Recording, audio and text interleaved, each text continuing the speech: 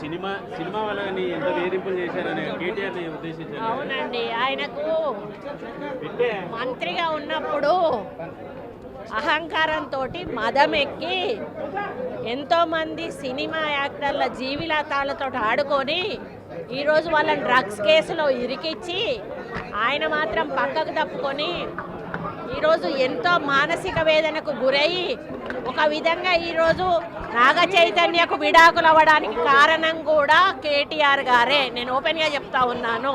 మీరు ఎంక్వైరీ కొండా సురేఖ దొంగ ఏడుపులు దొంగ మాటలు మాట్లాడుతుంది.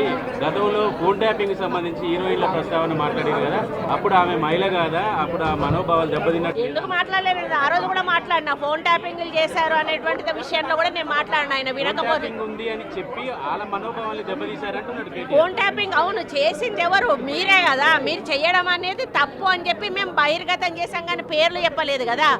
ఈ రోజు నేను చెప్తా ఉన్నా కదా, నాగ చైతన్య సామంత్య విడిపోవడానికి కారణం కేటీఆరే. ఈరోజు చాలామంది హీరోయిన్లు తొందరగా పెళ్ళిళ్ళు చేసుకొని సినిమా ఫీల్డ్ నుంచి తప్పుకోవడానికి కారణం కూడా కేటీఆరే.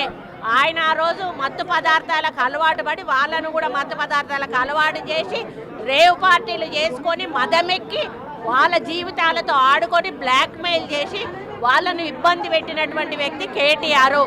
అది అందరికీ కూడా తెలుసు, సినిమా ఫీల్డ్లో అందరికీ తెలుసు, అది ఓపెన్ రహస్యము.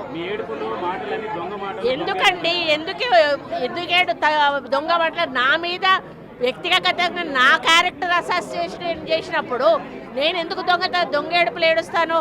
నువ్వు ఎవరి మీద వచ్చినప్పుడు ఏడిస్తే ఏదో నాటకం చేసినట్టు నా క్యారెక్టర్ అసాసినేషన్ చేస్తారు, నా మీద అసభ్యకరమైనటువంటి పోస్టులు పెడతారు. సిగ్గు లేకుండా మీ భారతీయ రాష్ట్ర సమితి పైన పేరు ఉంటుంది, అకౌంట్ పేరు కింద మీ ఫోటోలతోటి కామెంట్లు ఉంటాయి. ఇవన్నీ ఉంటే అట్లీస్ట్ కొంచెమన్నా మనసున్న మనిషిగా హరీష్ రావు గారు ఒక ట్వీట్ చేశాడు, నువ్వు మనిషివేనా? అసలు నువ్వు ఒక తల్లికి పుట్టలేదా? ఒక భార్యను చేసుకోలేదా? ఒక బిడ్డను కనలేదా?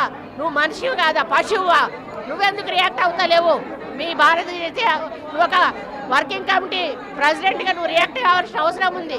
అకౌంట్ మాది కాదని చెప్పాల్సిన అవసరం ఉంది. వాళ్ళ మీద చర్యలు తీసుకోమని చెప్పాల్సిన అవసరం ఉంది. వాళ్ళను పార్టీల నుంచి బహిష్కరించాల్సిన అవసరం ఉంది. మూడు అకౌంట్లు దుబాయ్ నుంచి జరుగుతున్నాయండి. 3 అకౌంట్ ఇక్కడి నుంచి జరుగుతూ ఉన్నాయి. ఇది కొత్త కాదు. ఆ రోజు నుంచి విజయలక్ష్మిని చేశారు, సీతక్కని చేశారు, ఈరోజు నన్ను చేశారు. అసలు దానికి పద్ధతి పాడు ఉందా అని అడుగుతా ఉన్నాను. మీకు మనుషులకున్న అనుబంధాల గురించి సంబంధాల గురించి ఏమైనా అవగాహన ఉందా అని చెప్పి అడుగుతా ఉన్నాను. సైబర్ క్రైమ్లో పెట్టామండి, పోలీస్ స్టేషన్లలో కూడా పెడతాము. పిసిసి ప్రెసిడెంట్ గారిని కూడా పెట్టామని కోరాను. అదేవిధంగా మరి వాళ్ళ మీద చర్యలు కూడా తీసుకోమని చెప్పడం జరుగుతూ ఉంది. కాకపోతే ఇది మాకు వచ్చేసి నాన్ వేలబుల్ కేసు, దానివల్ల వాళ్ళు ఇంకా రెచ్చిపోయే అవకాశం ఉంటుంది. కాబట్టి ఇక ముందు జరిగితే మాత్రం దీన్ని సీరియస్గా తీసుకుంటామని హెచ్చరిస్తా ఉంది.